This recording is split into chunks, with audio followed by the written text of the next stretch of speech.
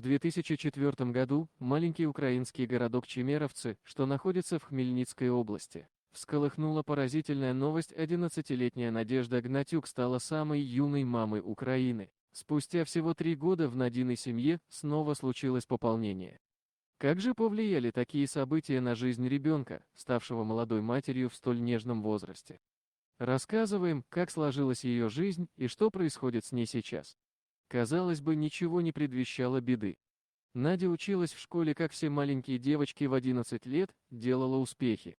В свободное время она ходила в танцевальный кружок и играла в куклы. Но в один момент все перевернулось с ног на голову. Мать обратила внимание ухудшения самочувствия, а также на странное увеличение живота дочери.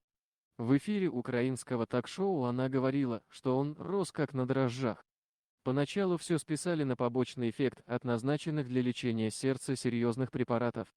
Но взволнованная мать не могла успокоиться и повела дочку на полное обследование всего организма, где после ультразвукового исследования стало понятно: Надя находится на 20-й неделе беременности. Дальнейшие разбирательства с участием полиции касательно отцовства показали, что отцом ребенка является отец Нади.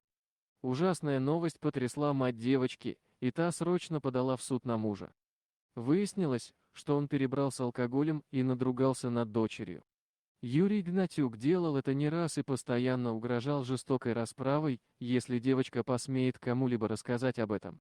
За свое преступление он отбыл в колонию всего лишь на 10 лет. Надя, ставшая самой молодой мамой Украины, родила здоровую девочку, ее назвали Мариной.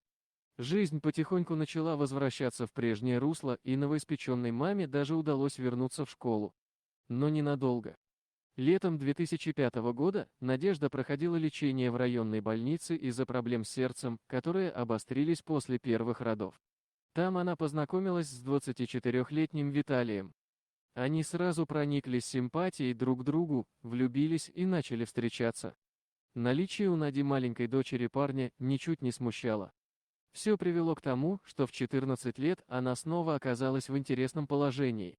Виталий был несказанно счастлив и предложил возлюбленной обвенчаться в сельской церкви. Официально брак пока невозможно было зарегистрировать, так как Надя все еще была несовершеннолетней. Вскоре у них родился сынишка Андрей. Доподлинно известно, что молодая семья проживает вместе в родном селе мужа Надежды, Степановке. Поначалу они жили вместе с его родителями, которые помогали растить малышей. Сложную историю Нади знают все жители села, но относятся к этому с пониманием и не осуждают. Ведь жизнь порой может преподнести человеку удивительные сюрпризы. И выбрать свою судьбу никто не способен. Надя не любит давать интервью, и поэтому информацию можно узнать лишь от односельчан. Одна из них сообщила, что сейчас семья живет отдельно от родителей мужа, так как им достался дом от родственников. К Надежде часто приезжает мать, чтобы встретиться с любимыми внуками. Дорогие друзья, если вам понравилось видео, поставьте лайк, а также подписывайтесь на канал, где найдете еще много интересного.